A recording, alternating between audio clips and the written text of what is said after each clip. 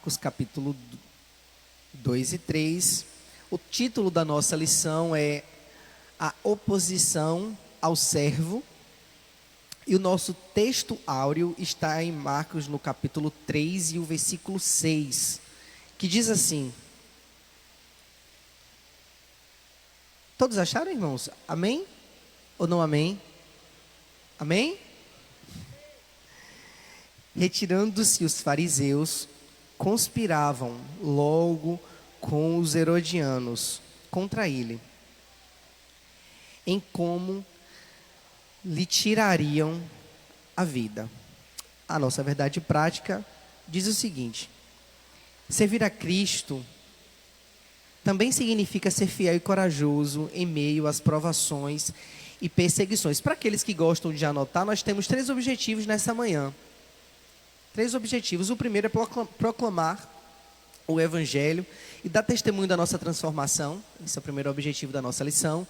O segundo, perseverar na fé em Jesus, mesmo sobre críticas e acusações. E observem muito bem esse segundo objetivo da perseverança. E acolher todos quanto queiram conhecer Jesus e libertar-se dos pecados. Meus irmãos, quando eu estava fazendo a leitura, do texto e analisando o capítulo 2, o capítulo 3 do Evangelho de Marcos, eu fiquei refletindo em uma coisa que não é necessariamente bíblica, mas que talvez todos aqui já tenham percebido. Quem aqui gosta de filme de herói? Eu gosto de filme de herói, um filme de ação. Eu gosto de assistir. Os irmãos estão olhando para mim rindo ali. E não é incomum nós percebermos na trama dos filmes de herói que às vezes o bom mocinho ali, ele tenta fazer algo para ajudar e ele é mal interpretado e é odiado por fazer o bem. Eu lembro de um episódio num dos filmes de Homem-Aranha, que ele chega para tentar ajudar e ele é rechaçado pela população. O mesmo acontece com o Batman. Fica confabulando. Não está me ouvindo bem?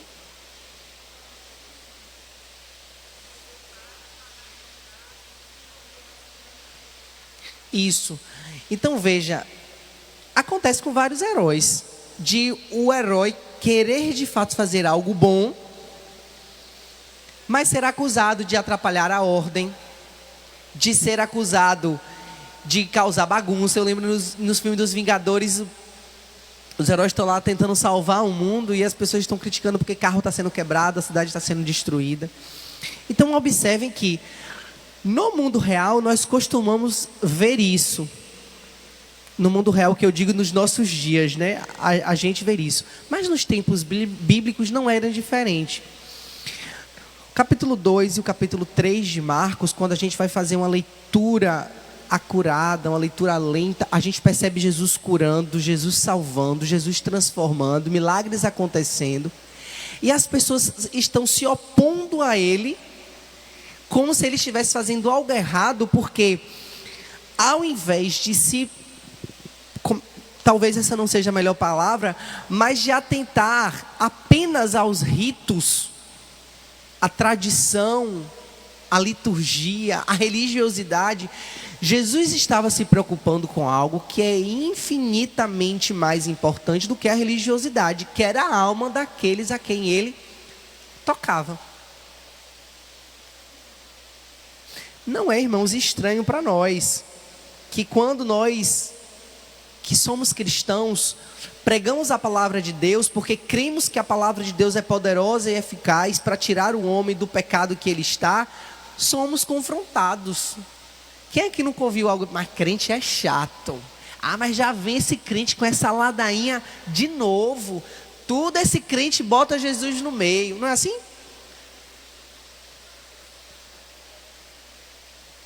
É o tempo todo.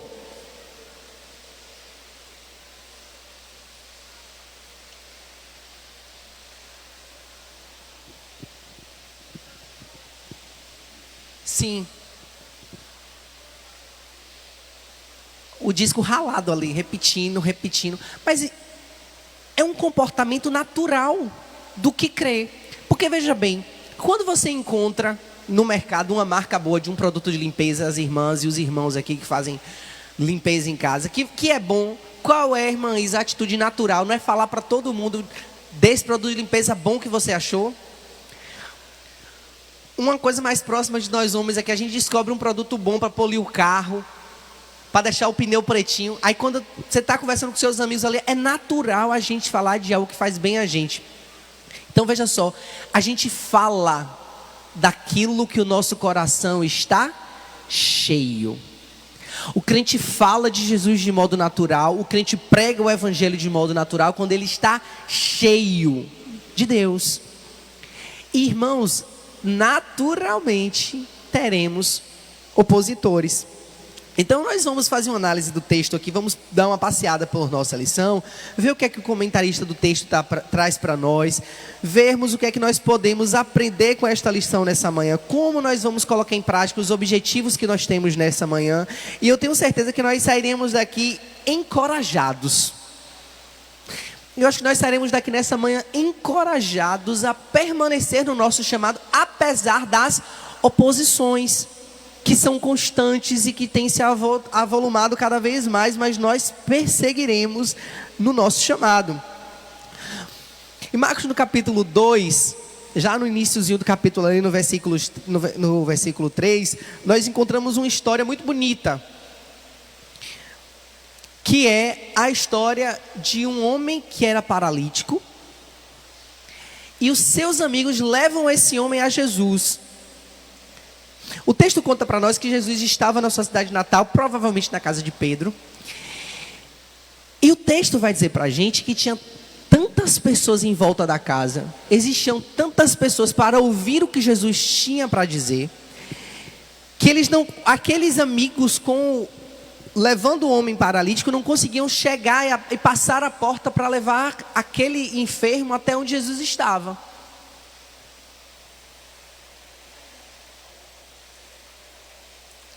Então o que eles fazem?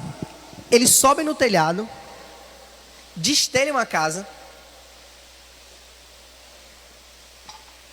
pegam o seu amigo paralítico e descem no meio da multidão aonde Jesus estava. Mais ou menos isso que o texto vai trazer para nós aí. E aí, irmãos, nessa cena que eu estou narrando aqui, a gente encontra o primeiro tipo de oposição. E nós vamos ver nessa lição que Jesus enfrentou 3 tipos de oposição e que nós enfrentamos também. Que é o primeiro tipo de oposição, que é aquela oposição silenciosa. É uma oposição covarde. É uma oposição traiçoeira, porque o opositor, ele não tem a coragem de chegar para você e dizer o que é que ele não concorda, o que é que ele discorda. Ele confabula, ele pensa, ele murmura em pensamento, ele questiona as suas atitudes, ele questiona a direção que o Senhor está lhe dando, ele questiona o seu ministério, ele questiona, mas ele não tem a coragem de dizer. Então esse grupo de pessoas que estavam lá na casa, ouvindo Jesus pregar, já maquinavam e confabulavam e se opunham ao ministério de Jesus de maneira silenciosa. O comentarista da lição, ele vai trazer o seguinte para nós, a partir do segundo parágrafo aí, de repente, percebeu-se que algumas pessoas enfrentavam dificuldades para conduzir um paralítico até Jesus. Somente Marcos revela que eram precisamente 4 homens que carregavam o paralítico, no capítulo 2, aí do versículo 3 e 4. Esse grupo tinha uma fé persistente e criativa. O peso do paralítico, a impenetrabilidade da multidão, as tentativas frustradas de acesso a Jesus pelas vias usuais não fizeram desistir. Confiantes de que Jesus curaria aquele desafortunado, não mediram esforços, engenhosamente contornaram a multidão, destelharam a casa e pelo teto baixaram diante de Jesus o leito daquele que jazia paralítico. E o comentarista traz para nós uma pergunta: o que tem nos impedido de levar pessoas a Cristo? Nessa situação, Jesus cura aquele homem, mas antes de curar, Jesus faz algo que é mais importante do que a cura física, que é o ponto 2 da lição aí, Jesus e seus opositores, né? Já no versículo 7. Porque quando Jesus fala para aquele homem paralítico assim, olha, perdoados estão os teus pecados, suscita a oposição. E o versículo 7 vai dizer: por que fala deste modo? Isto é blasfêmia. Quem pode perdoar pecados, senão um que é Deus? Os irmãos estão entendendo o que está acontecendo aqui? Os irmãos estão entendendo o que está acontecendo no texto? Jesus vê a fé daqueles amigos e primeiro perdoa os pecados. Aí você pode ler o texto assim, né? Pastor, passa o olho no texto e fala, mas o cara estava querendo cura. Ele estava lá para ser curado. Mas irmãos, o maior problema, e a gente precisa ter isso aqui muito claro, olhe bem para mim. Nós como cristãos precisamos ter isso muito claro. O maior problema da nossa vida, o maior problema que a humanidade enfrentou ou enfrentará é o pecado. Esse é o nosso maior problema. Porque enquanto você não estiver livre do pecado, você pode ter dinheiro, você pode ter saúde física, você pode ter status social, você pode ter uma casa confortável, você pode ser bem sucedido nos seus negócios, mas se você não estiver livre do pecado, você vai arder no fogo do inferno. Pastor, que palavra dura, mas é a verdade. Se você não está em comunhão com Deus, se você não está livre dos seus pecados, eu sinto muito dizer a você, mas você tem um problemão. E a vontade de Jesus, irmãos, naquele momento, muito mais do que curar um paralítico, era de salvar a alma daquele homem. Por quê? Tudo que for material, até esse corpo físico, é temporário. Eu não sou um corpo que tem uma alma. Eu sou uma alma, eu tenho um corpo. E esse corpo físico, ele vai ser dissolvido quando eu morrer. E quando nós passarmos pelas portas da eternidade, tudo que é físico será irrelevante. Porque nós não mais estaremos presos à condição desse tempo em que vivemos. Então, tudo que não é eterno, pense comigo, é eternamente inútil. Tudo que eu não puder levar para a eternidade é futilidade, é penduricalho, é acessório, é terreno, é banal. Tudo que não for eterno é inútil. E é essa a primeira lição que salta aos nossos olhos quando a gente lê esse texto. Jesus queria dar àquele homem muito mais do que uma habilidade física, ou devolver-lhe uma habilidade física. Jesus estava devolvendo a ele uma vida em abundância, uma vida que não seria limitada por um corpo físico, uma vida que não seria limitada a um tempo presente, mas uma vida que era eterna. Mas veja, isso que Jesus entrega àquele homem naquele momento era invisível aos olhos. Aí suscita a oposição silenciosa que eu falei, aquela confabulação, sabe, irmã Isa? Aquele burburinho contendencioso que fica por trás ali confabulando. E aí olham para essa situação e falam, mas só Deus pode perdoar pecado. Quem é esse Jesus aí que diz que pode perdoar pecado? Mas o texto diz para nós que Jesus percebe o que havia no seu... Aonde? No seu? Eles pensavam. Não tinham coragem de dizer, mas eles pensavam. E Jesus percebe o pensamento opositor daqueles que estavam naquela casa. E Jesus diz assim, olha... Por que vocês pensam assim? Mas para vocês saberem que eu sou filho de Deus, eu digo para este homem, levanta e anda. Se a gente pensar com frieza, né? Quando eu digo com frieza, não é distante não. Quando eu digo pensar com frieza, é pensar com razão, pensar calmo, sem agonia. Quando a gente esmiuça o texto, a gente pode pensar assim, mas se Jesus que diz para aquele homem, toma a tua cama, levanta e anda, você está curado, você está com seus pecados perdoados. E vai além e diz assim: olha, eu sei o que vocês estão pensando. Não já era suficiente, irmão, para aquelas pessoas que estarem ali crer que era o Filho de Deus? Porque como aquele homem saberia o que eles estavam pensando? Aí tem outra lição que salta do texto assim para ensinar a gente. É que a pessoa que está ocupada em se opor, ela não tem tempo de ver a verdade. Vou fazer melhor aqui, eu vou desenhar. Vou desenhar. Aquela pessoa que se levanta contra o ministério que Deus tem te dado. Aquela pessoa que se levanta para conspirar contra você. Aquela pessoa que se levanta para criticar o jeito que você prega, o jeito que você canta, o jeito que você serve, a ação social que você faz, aquilo que você doa, o tempo que você entrega. Essa pessoa, ela está tão ocupada em opor aquilo que o Senhor tem feito por você, ou em você, ou com você, que ela não consegue, ela não tem tempo nem de enxergar o que Deus quer fazer na vida dela. Ela não tem tempo de enxergar que Deus também tem um chamado para a vida dela e que ela está simplesmente negando. A pessoa que gasta tempo, a pessoa que gasta energia se opondo à missão que Deus está fazendo na vida de alguém, não encontra tempo para ver e para enxergar o que Deus quer fazer na vida dela.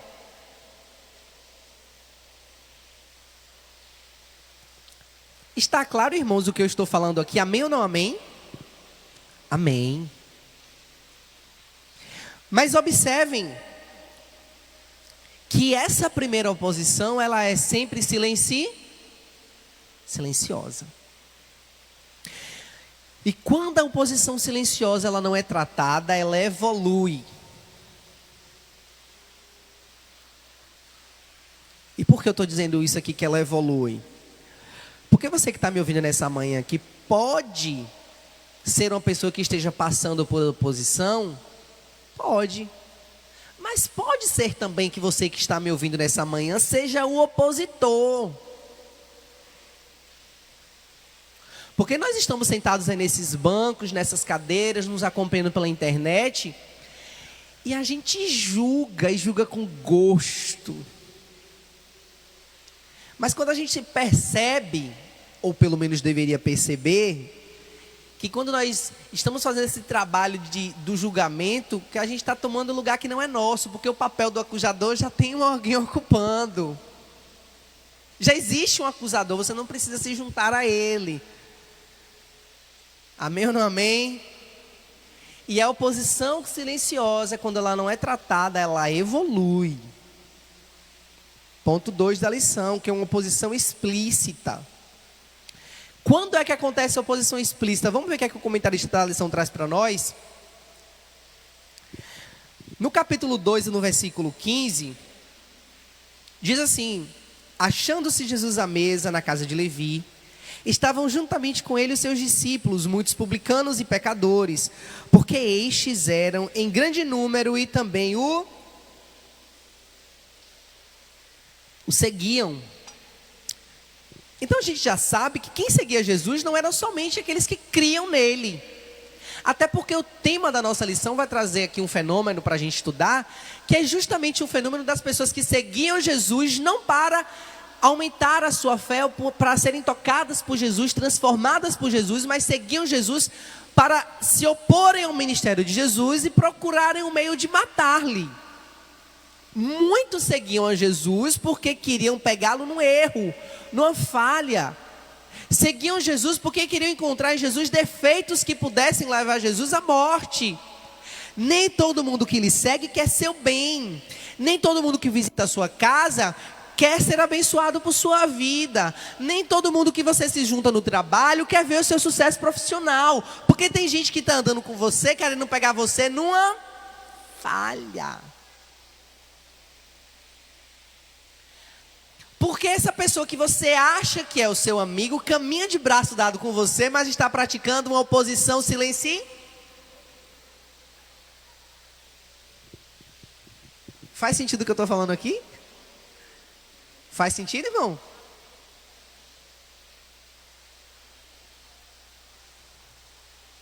Veja só, Jesus sentado na casa de Levi, e muitos ali, pecadores, publicanos, homens que não tinham boa reputação. E o comentarista da lição diz assim para nós: Marcos agora mostra que a autoridade de Jesus para perdoar pecados se estende, inclusive, para coletor de impostos, Levi, também chamado de Mateus. Jesus disse: segue-me, e ele levantou e seguiu. Ora, por que cooperarem com o governo, os publicanos aqui, é uma explicação que ele traz para nós, né? Que os coletores de impostos, eles cooperavam com o governo romano, lembrando que nessa época aqui o governo romano exercia o governo daquela região da Judéia.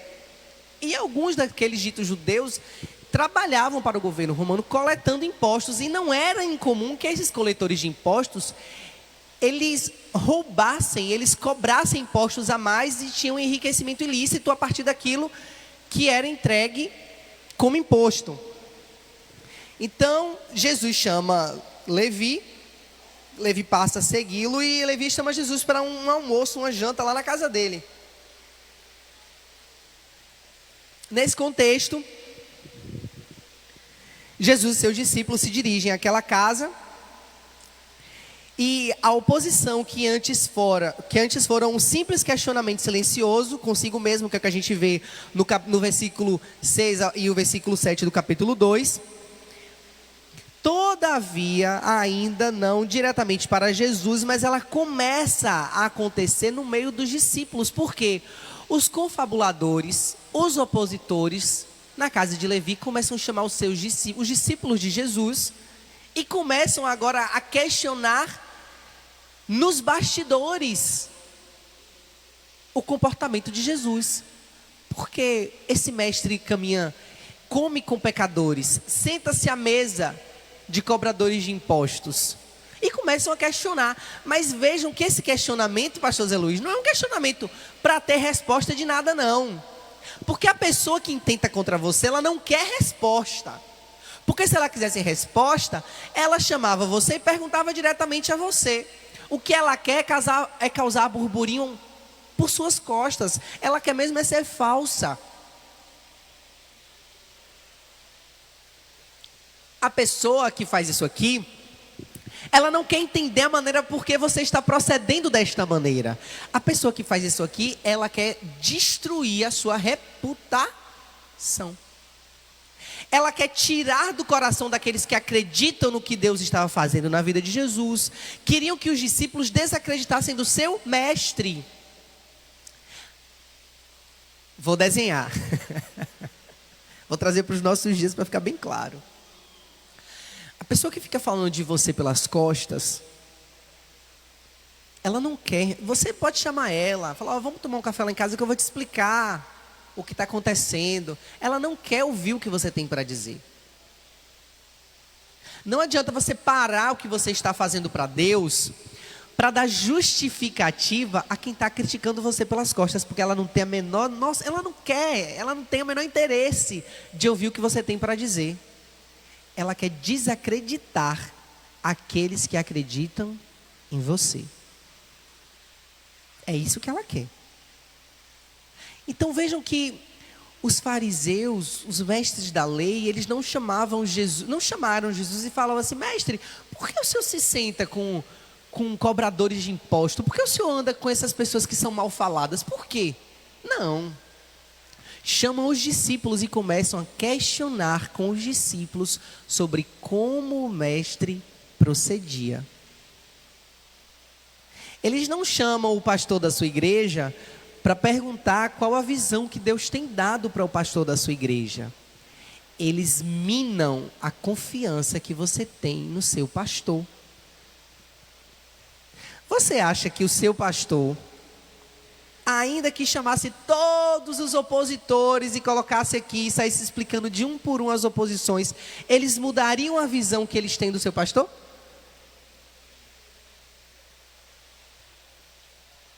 Porque eles não querem apenas não crer, eles não querem que você creia.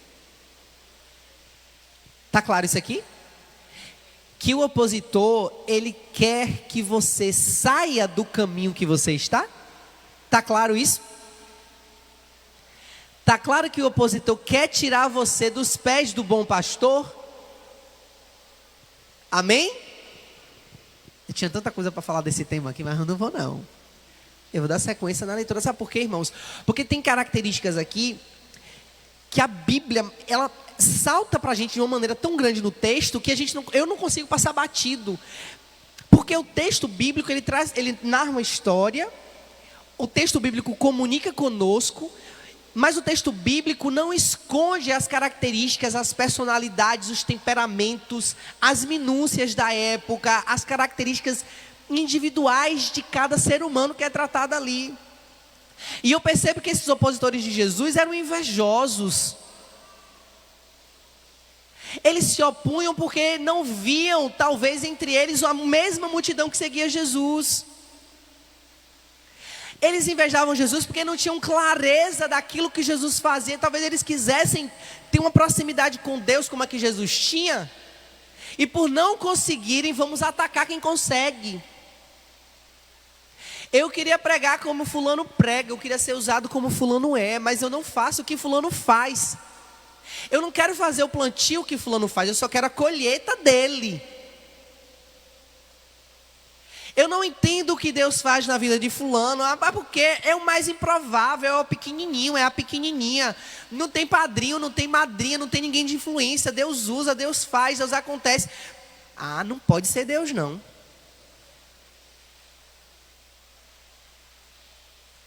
Primeiro pensa, observem a sequência. Primeiro pensa. Aí no pensamento, questiona, desacredita. Como pode ser? Como pode? Mas isso aqui que está fazendo, que necessidade tem isso? Por que canta assim? Por que prega assim? Tem necessidade? Parece que quer se amostrar. Primeiro, aí quando acha um momento oportuno, não vai dizer a você. Não chega para mim e fala assim: pastor Jonatas, eu não gosto da sua aula. O senhor não pode melhorar a sua aula fazendo isso ou isso não? Não vão fazer isso, irmã Isa. Vai chegar para você que é aluna aqui da escola bíblica e fala: mas vou te dizer, quando esse pastorzinho dá aula, que é a aulinha fraca. Porque a oposição, ela deixa de ser silenciosa e ela vira uma oposição Não é porque... Irmãos, deixa eu abrir um parêntese para falar uma coisa aqui, bem séria. Eu estou dando um exemplo aqui, mas não é que isso aconteça. Inclusive, se você tem um chamado para o ensino, a gente está de portas abertas aqui, viu? Eu não tenho ciúme disso aqui, não. Caso alguém pense, deixar isso bem claro. Eu não tenho problema nenhum, irmãos, de deixar alguém que faz melhor que eu vir fazer isso aqui. Não tenho apego a isso aqui não. Porque isso para mim é serviço. Eu faço porque eu acredito que nisto Deus me usa para abençoar a sua vida. Vocês nunca vão ver vaidosos com nada dentro do ministério. Porque o ministério é serviço. Eu estou aqui para servir aos irmãos. Então veja... que primeiro a oposição ela é silenciosa, mas depois ela é explícita. Porque a pessoa que vai chamar você para criticar que você vem na escola bíblica no domingo de manhã, para criticar a aula do pastor que está dando aula aqui, não é que ela quer vir, às vezes, nem dar aula, ela só não quer que você esteja aqui aprendendo e sendo edificado. É só isso. Aí você pergunta assim: mas você tem uma aula melhor? Você tem uma indicação de um professor melhor? Você está disposto a abrir mão do seu domingo para você dar aula lá na igreja? Aí você vai se surpreender com a resposta.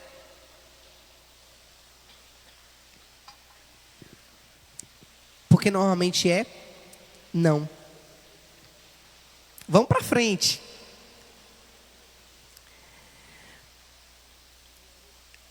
Último parágrafo aí do primeiro subtópico da parte 2.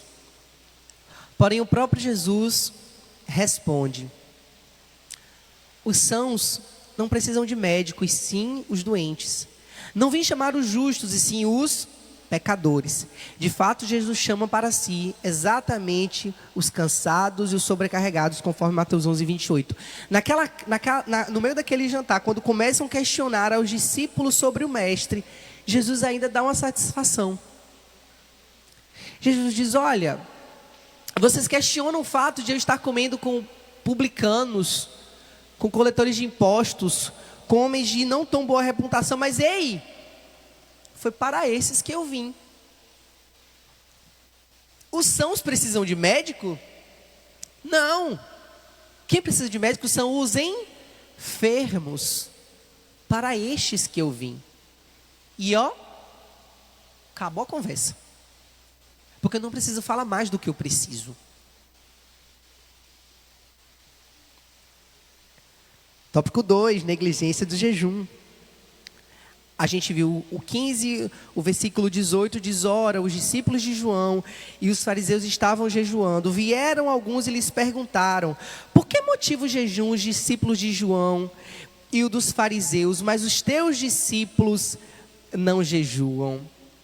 Está crescendo, vocês estão percebendo aqui? Que a oposição ela começa a crescer? Primeiro foi em silêncio, depois os discípulos, eles chegam para os discípulos, e agora a ousadia está crescendo tanto que agora vai chegar para o mestre.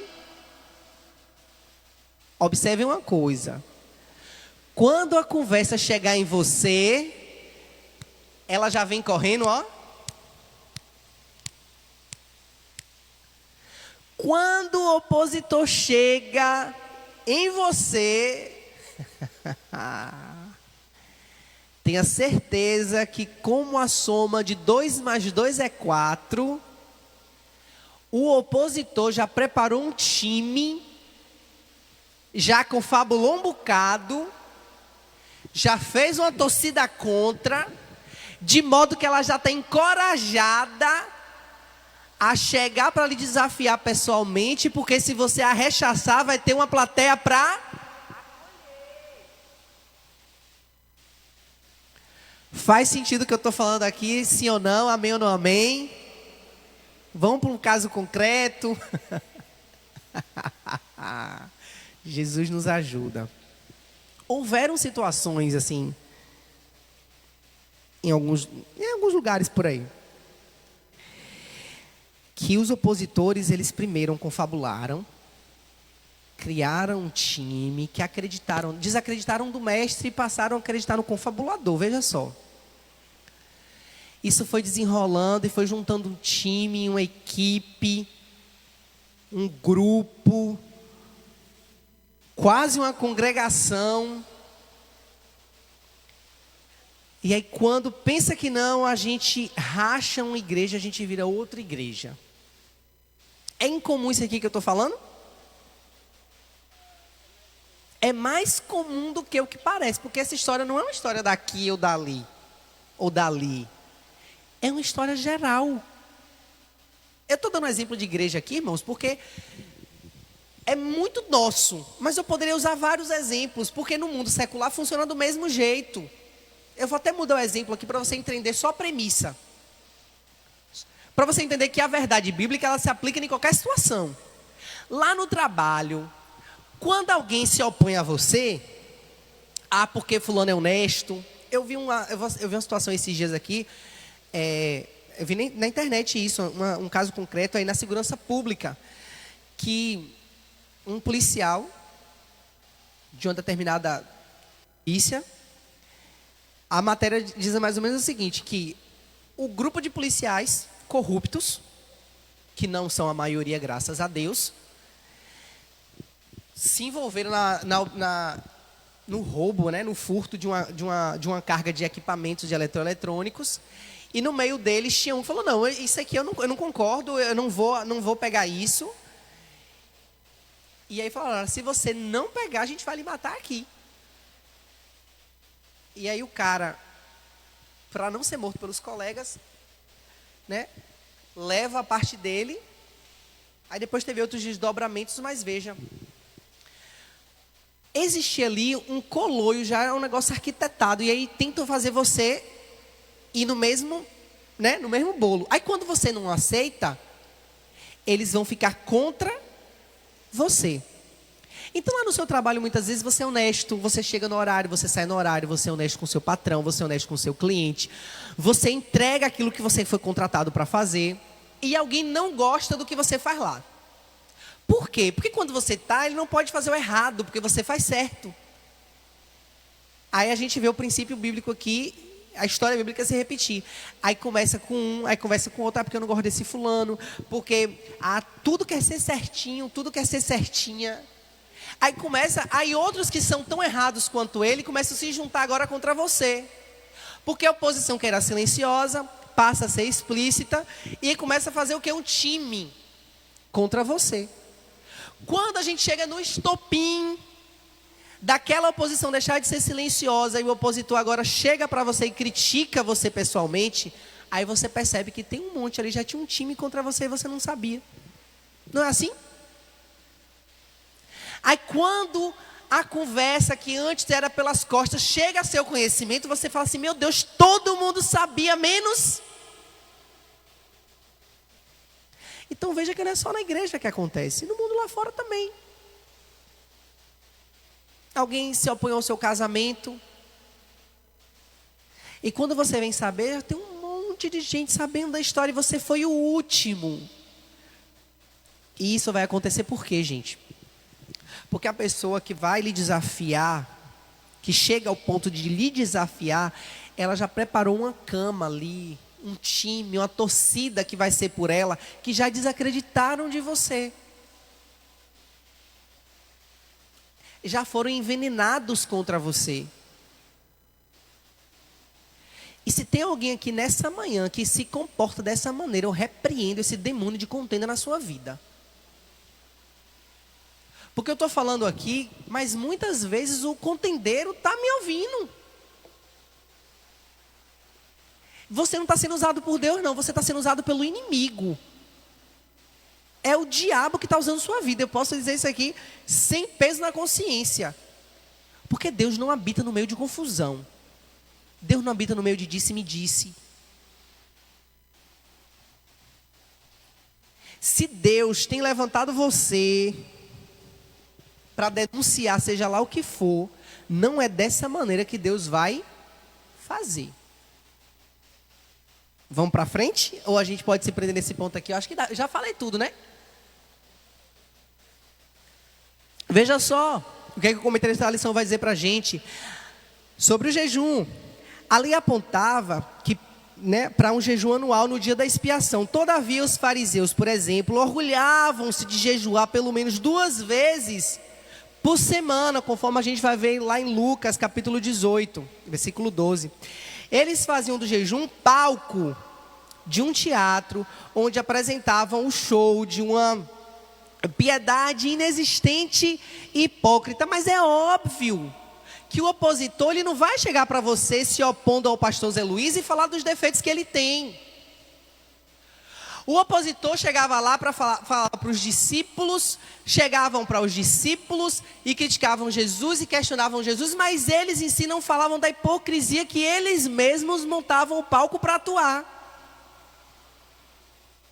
Por isso que quando Jesus vai falar em determinado momento que, olha, os fariseus eles até ensinam o que é bom, mas não vivem aquilo que ensinam. Eles põem sobre vocês fardos que eles mesmos não conseguem carregar. Eu vou dar uma dica para você. Se chegarem para falar para você sobre qualquer pessoa, sobre qualquer assunto, pergunte assim para ela. Interessante, né? É bom a gente falar dos pecados, dos defeitos dos outros, mas tu gosta quando falam dos teus?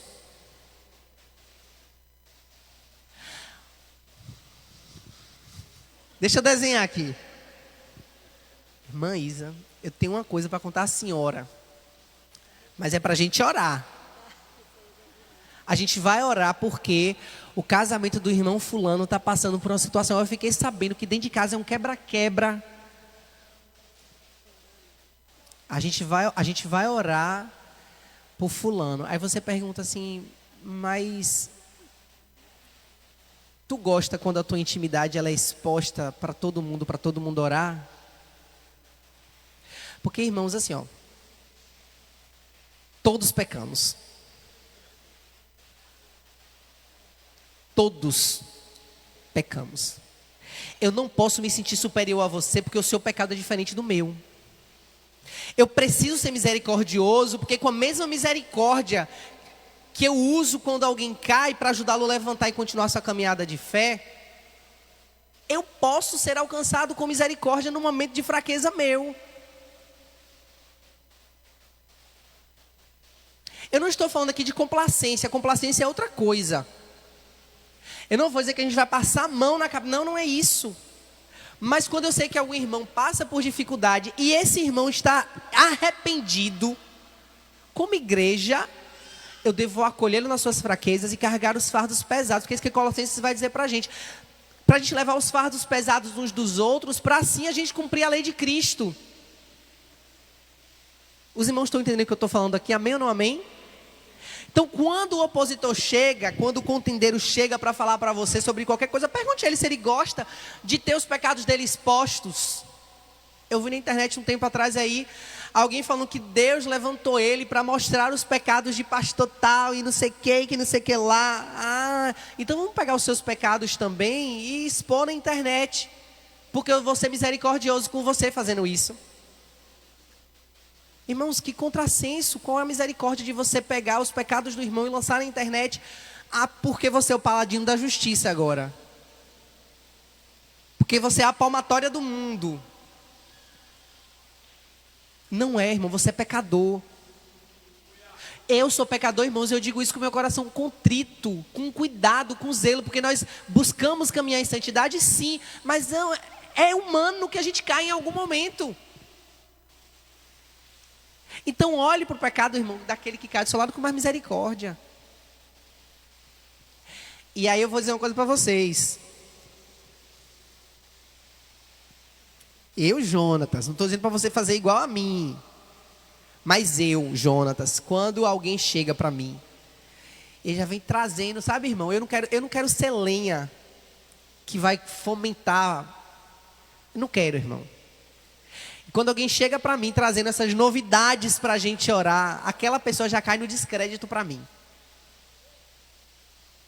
Eu começo a desconfiar da pessoa.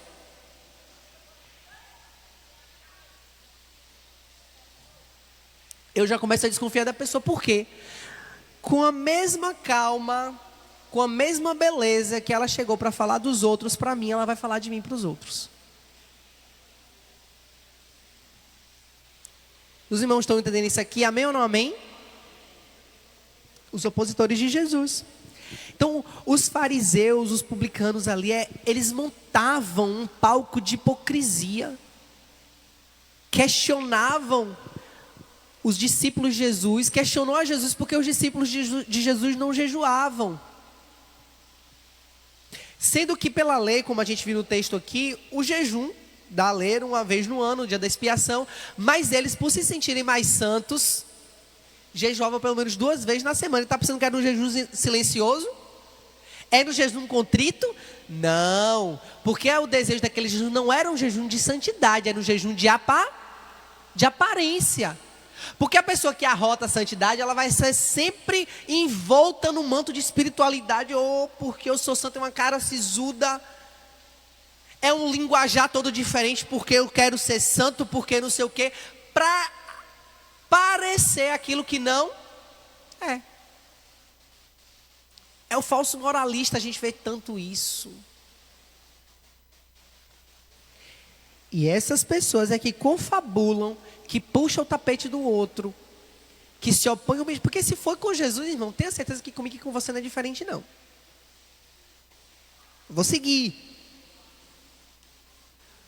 E por que Jesus não recuou? Marcos capítulo 3, versículo 14. Então, designou 12 para estarem com ele e para enviar a pregar. Perseguições nunca frearam o reino de Deus. Pelo contrário, expandiram-no. E aí a gente vai ter algumas referências bíblicas aqui. de Êxodo, de Atos, que todas as vezes que a igreja foi perseguida, a igreja cresceu. Todas as vezes que o povo de Deus foi acuado, foi colocado no canto da parede, se fortaleceu, se desenvolveu e o reino expandiu. No auge da perseguição, inclusive, com conspiradores por sua morte, Jesus segue resoluto em sua missão, como a gente vê em Marcos no capítulo 3, do versículo 7 ao versículo 11. Mais do que isso, Jesus decide ampliar o poder de alcance do seu ministério, ao separar entre os seus discípulos 12 homens para estarem mais próximos de si e os enviar para pregar e exercer a autoridade de expelir os demônios. O conflito cósmico se agravava. A reação maligna é dura e cruel. A sanidade mental de Jesus é posta em xeque por sua própria família. A gente vê isso, não vê? Irmãos, perdão, é que eu pulei um tópico. Eu entrei no tópico 3, vamos voltar. Me perdoem. Vamos situar aí, ó.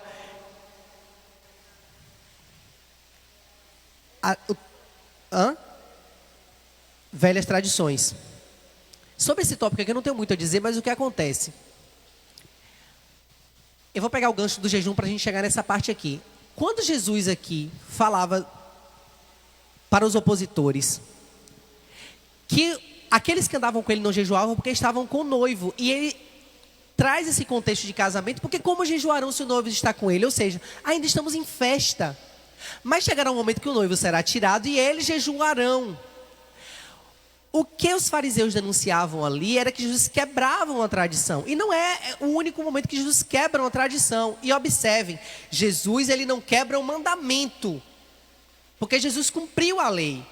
Ele quebra uma tradição. E a gente precisa ter claro que tradição é uma coisa, é como se eu dissesse assim, ó, uma coisa é a doutrina, é imutável, é universal, é para todos, e outra coisa é a tradição. É o costume. Jesus quebrou costumes. Um exemplo de um costume que Jesus quebrou: o sábado era o dia do descanso. E questionam a Jesus: por que o Senhor cura no sábado? Não questionaram a Jesus? E veja bem, Jesus vai dizer que o sábado foi criado para o homem, e não o homem para o sábado. Ele cria aqui uma hierarquia de importância. O homem é mais importante do que o sábado. Alguém vai deixar de fazer o bem ao outro porque é sábado? Jesus vai trazer esse questionamento. Então, observem que o comportamento de Jesus não era se rebelando contra a lei. Jesus cumpre a lei. O burburinho que era causado ali é porque esses opositores estavam se apegando à tradição muito mais do que à misericórdia. É o que a gente vai ver nesse terceiro tópico aí, as velhas tradições. Igualzinho no nosso tempo, não mudou nada, viu? Mudou alguma coisa, pastor Zé Luiz? Quando aqui no meio evangélico, não estou falando da Cristianismo Sem Fronteiras, não. Quando no meio evangélico a gente vê alguma coisa que tente fragilizar uma tradição que às vezes, irmão, nem é benéfica, nem é bíblica. Cria-se um burburinho, irmãos, para preservar uma tradição que às vezes não acrescenta em nada na nossa fé. A gente precisa aprender a ser mais cristão e menos religioso, porque é justamente sobre esse sistema religioso aqui que Jesus questionava. Foi contra esse sistema religioso aqui que Jesus precisou levantar como uma voz de verdade, precisou combater, precisou transformar. A gente precisa, urgente, aprender o que de fato é religião, que é o religare, para deixar de ser religioso. Amém ou não amém?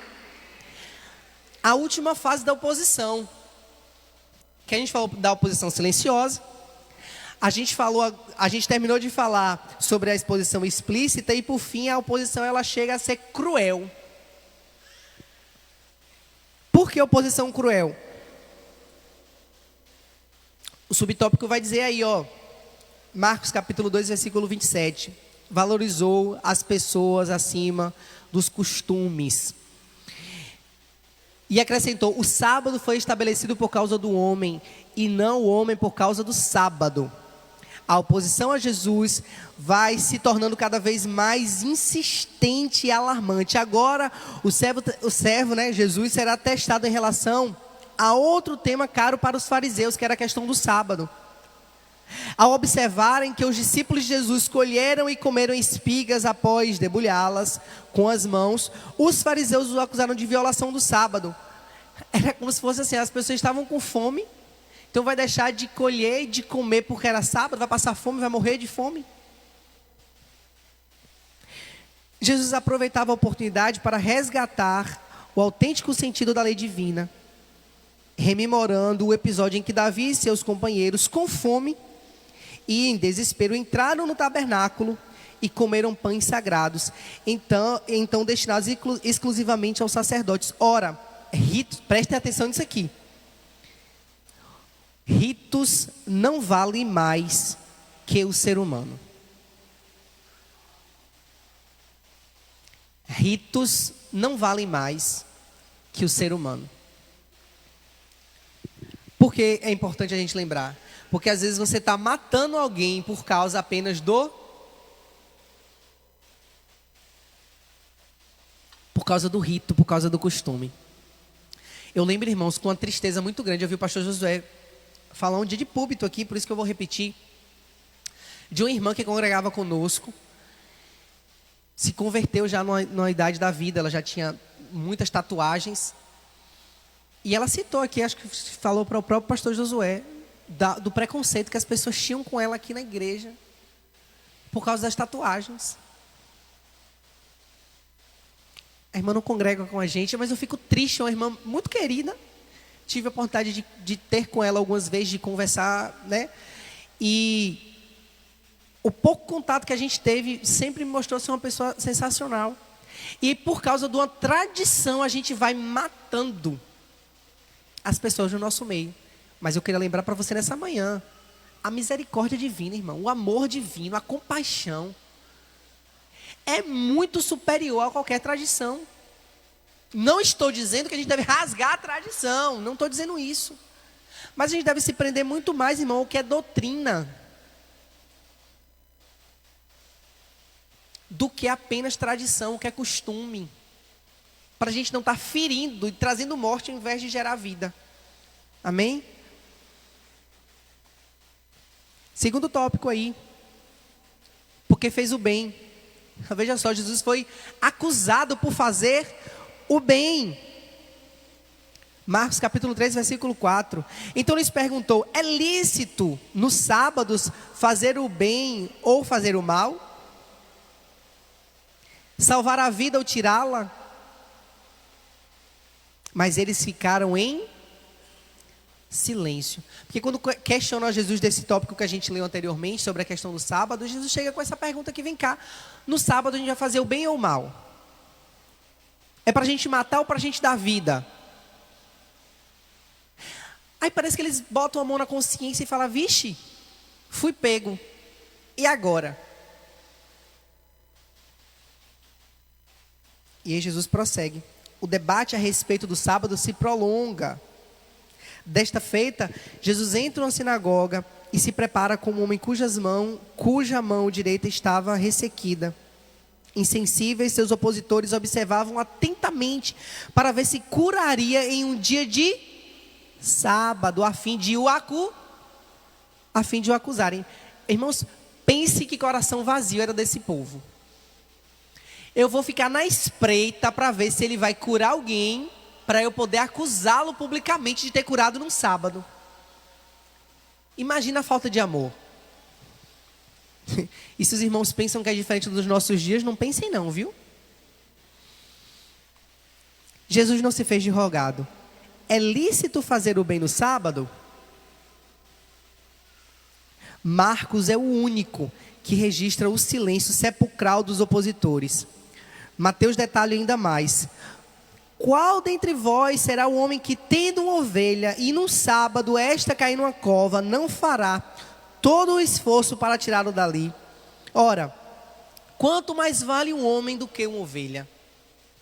Então Jesus começa a exemplificar, porque a oposição aqui, ela não é mais silenciosa, ela não é mais explícita, mas agora ela se torna cruel, porque a oposição começa agora a perseguir Jesus e analisar tudo que Jesus faz, a fim apenas de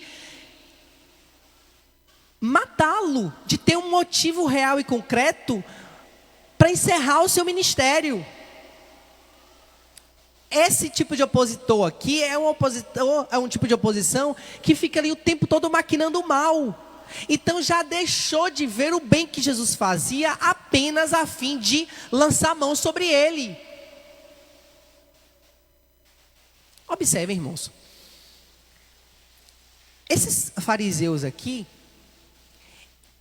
perceberam que a única maneira que talvez teriam de pegar Jesus, digamos assim, no nosso bom e velho linguajar, aqui no pulo do gato, seria atentando para as leis que para eles estavam sendo quebradas, para as tradições. Então eles internalizaram tanto a tradição, para que na hora que Jesus cometesse qualquer coisa fora disso, pegassem Jesus. E aí no sábado Jesus cura a mão daquele homem que estava ali na entrada do templo. E eles falaram, pronto, agora a gente tem um prato cheio para alcançar Jesus. Mas esqueceram assim da misericórdia, do amor. E o questionamento que Jesus traz é o mesmo que eu trago. Será que nos nossos dias, em nome da tradição, a gente vai matar as pessoas? A gente vai minar a fé das pessoas em nome de uma tradição? Vai deixar de pregar a vida, de ser misericordioso, de tratar alguém com misericórdia em nome de uma tradição? O exemplo que Jesus dá aqui é sensacional. Se você é um pastor e a sua ovelha no sábado cai numa cova, você vai deixar de alcançar e de tirar a ovelha da cova porque é um sábado? Mas tudo isso estava sendo feito para terem do que acusar Jesus, porque aquela oposição já era cruel. Cruel ao ponto de não querer mais que ninguém fosse alcançado com misericórdia por Jesus. Nos nossos dias não é diferente. E no meio de tudo isso a gente entra no último tópico da lição. O que é que a gente aprende? Jesus, ele não recuou, mesmo diante da oposição. A terceira parte da nossa lição vai trazer o que eu errei na estante, já entrei de vez, mas agora eu vou detalhar um pouco melhor. É que todas as vezes que o povo de Deus foi acuado, o povo de Deus cresceu. Todas as vezes que a igreja foi colocada no canto da parede, a igreja cresceu, a igreja foi perseguida, a igreja cresceu. Nessa perseguição que Jesus estava sofrendo aqui, ao invés de se retrair, de correr dos opositores, Jesus fala, não, a gente vai crescer mesmo diante da oposição.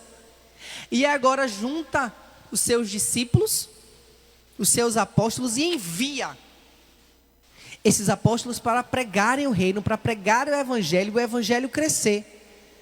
Aí fica para nós esta lição diante das oposições que enfrentamos pela vida. Porque se Jesus passou por oposição, nós também passaremos e passamos.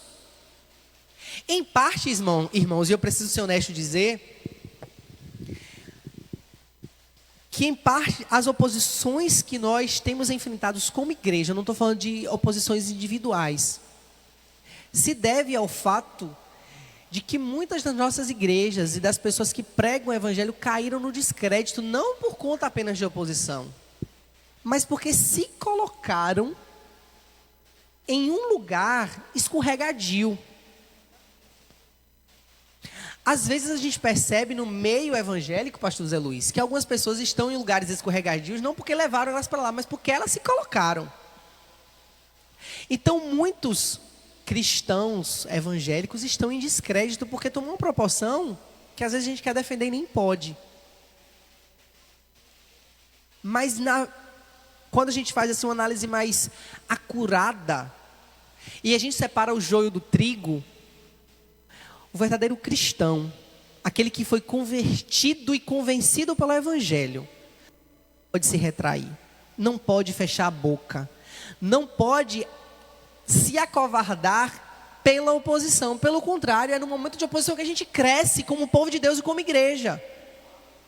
Amém ou não amém? O que Jesus vai trazer para nós sobre isso aqui para a gente encerrar? Quando Jesus está respondendo lá aos fariseus acerca do sábado, e na articulação da sua resposta, o último tópico da lição aí. Na articulação de sua resposta, Jesus demonstra plena saúde intelectual e espiritual. De início, prova a contradição lógica dos acusadores. Depois ele afirma, por parábola, a sua fraca oposição a Satanás. A sua franca oposição a Satanás. E por fim, faz solene advertência a respeito do perigo, do pecado, da blasfêmia contra o Espírito Santo. Jesus, ele usa, observem a palavra aqui, a lógica, porque Jesus questiona a oposição. Primeira coisa que Jesus faz é questionar. O exemplo que Jesus dá lá, da ovelha, ele questiona o que é aqui? A lógica daquela oposição. Em seguida, ele denuncia que aquela oposição não vem apenas do homem, mas é satânica.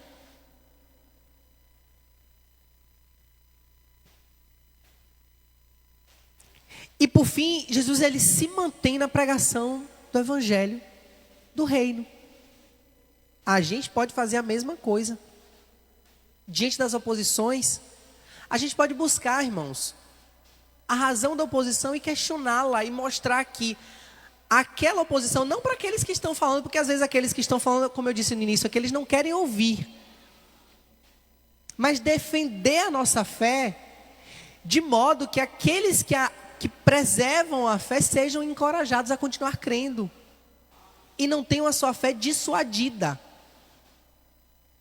A gente denuncia, a gente questiona a oposição, a gente denuncia a oposição como algo satânico porque é,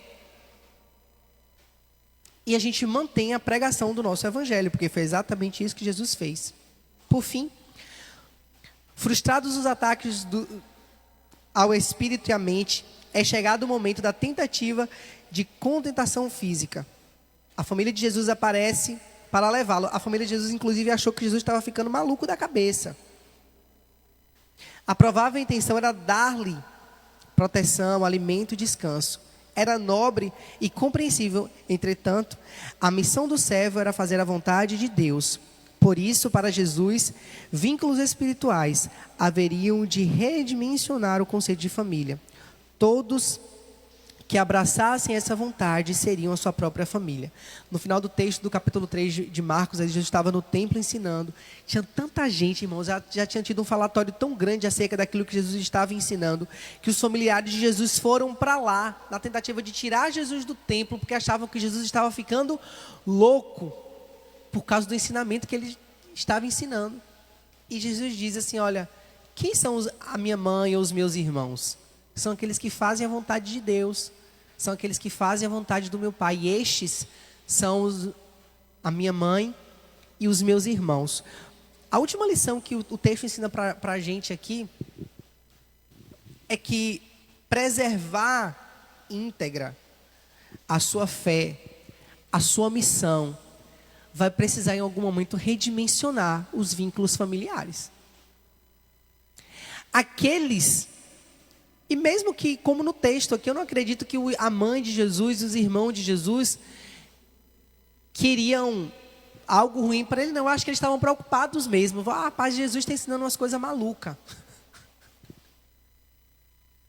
Porque, irmão Jorge, veja só. Jesus Cristo estava colocando o sistema, pastor Ronaldo, de cabeça para baixo. E às vezes para aqueles dentro de casa é difícil crer naquilo que Jesus está nos dando. Se coloque no lugar dos irmãos de Jesus. Rapidinho aí. Cresceram com Jesus, viram Jesus aprender a andar, a falar. Quer dizer, não viram porque Jesus era o mais velho, né? Mas Maria, por exemplo, viu Jesus falar, aprender a andar. Os irmãos conviveram com Jesus na adolescência. Os vizinhos ali viram Jesus aprender a profissão do pai. Aí agora esse Jesus que era aqui da nossa convivência está ensinando uma coisa que contradiz toda a cultura. Toda a tradição está sendo questionada por causa disso que Jesus está falando. Então, num desses momentos no templo em que Jesus estava ensinando, o texto de Marcos 3 vai dizer que se juntou uma multidão em volta do templo, e Maria e os irmãos de Jesus foram lá para tirar Jesus daquela situação, trazer Jesus para casa. Acharam que Jesus não estava mais bom das ideias. Uma oposição amorosa talvez, mas ainda assim oposição. E aí nesse contexto Jesus diz: olha, minha mãe e os meus irmãos são aqueles que fazem a vontade do meu Pai. Se dentro da sua casa, se dentro da sua igreja, se no local de trabalho que você está, talvez você olhe para alguém e tenha até muito apreço por essa pessoa, leve em grande estima essa pessoa. Mas se essa pessoa se opõe ao chamado que Deus tem para a sua vida, talvez você precise ressignificar esses laços que foram criados. Alguém está entendendo o que eu estou falando aqui? Amém ou não amém? Talvez você goste demais de uma pessoa, conviva muito com ela, mas essa pessoa talvez esteja sendo um empecilho de você continuar fazendo aquilo que Deus lhe chamou. O chamado que o Senhor tem para a sua vida é maior do que as relações familiares. Ah, pastor, é para eu abandonar a minha família? Não. Mas talvez você precise abaixar um pouquinho o volume, a convivência com algumas pessoas que têm impedido você de viver aquilo que Deus tem para a sua vida. Olhe com clareza, busque com clareza o chamado que você tem. Comece a perceber, irmãos, na sua vida as oposições que têm se levantado, porque não se engane, elas estão lá. E aí você começa a calibrar a voz que você deve ouvir e a que você deve deixar de ouvir. Eu quero encerrar fazendo uma oração. Eu quero que você curve sua cabeça. Normalmente eu não oro no final aqui, mas eu senti de orar. Para que a gente ore pedindo a Deus discernimento. Pedir discernimento como Jesus teve durante os seus momentos de oposição. Porque não é incomum, irmãos, a gente, quando passa por uma oposição, a gente perde a nossa inteligência emocional e espiritual. E a gente começa a combater o inimigo com as armas que ele ataca a gente. Então quando alguém se opõe a gente, se a gente não estiver firme em Cristo, com os nossos olhos discernidos diante das coisas, a gente começa a atacar de volta. Aí a gente perde o nosso lugar. A gente sai do lugar da bênção, porque a gente começa agora um disse-me disse, um fala e eu respondo por cima. Ele me ataca, eu vou lá responder. Alguém fala mal de mim, eu respondo falando mal também. E a gente perde o discernimento, e aquilo que era para ser um momento de aperfeiçoamento vira uma batalha espiritual, um momento de cegueira. E no momento de cegueira não é incomum a gente cometer erros. Não saia do lugar que Deus lhe colocou, irmão, nem para a direita, nem para a esquerda, por causa de oposição de ninguém. Se criticam o teu ministério, manda a pessoa tirar satisfação com Cristo. Continua fazendo aquilo que você foi chamado para fazer. Continue pregando aquilo que o Senhor tem colocado na sua boca para pregar. Continue cantando aquilo que o Senhor tem colocado na sua boca para cantar. Fazendo aquilo que você foi chamado, apesar das oposições. Espírito Santo, neste momento conduza a nossa oração. Ponha no nosso coração, Espírito Santo, e nos nossos lábios as palavras com sabedoria. Senhor, diante da tua igreja nesta manhã, nós oramos a Ti, clamando por Tua misericórdia, por Tua graça e Tua bondade. Muitos irmãos, Senhor, que chegaram aqui nesta manhã, talvez com o coração aflito. Talvez alguém que nos acompanhe pela internet, Senhor, esteja com o coração ferido, porque tem passado por momentos de grande oposição contra a sua vida, contra o seu ministério. Alguém, Senhor, talvez esteja pensando em desistir daquilo que foi chamado para fazer, porque muitos têm sido os levantes. Muito tem sido, Senhor, os levantes, as palavras contrárias, que tem questionado, Senhor, aquilo que o Senhor mesmo tem posto no seu coração. Grande tem sido, Senhor, as palavras mentirosas que têm sido lançadas contra a vida de alguns aqui. E que o Senhor não permita que neste momento de provação eles venham perder a fé, eles venham desanimar da caminhada, Senhor, e pensem em voltar atrás. Mas ao contrário, que nesta manhã, Senhor, cada crente que chegou aqui nessa situação, eles sejam encorajados e fortalecidos em permanecerem na sua caminhada de fé, fazendo a missão em que foram chamados para fazer. Que o Teu Espírito Santo fortaleça pés cansados, que fortifique, Senhor, joelhos manquejantes, que a boca, Senhor, que tem pensado em parar de pregar nesta manhã, seja cheia com palavra do alto, e que no abrir da sua boca, Senhor, seja lhe dada a palavra com sabedoria e intrepidez, para que o Teu Evangelho não se apague.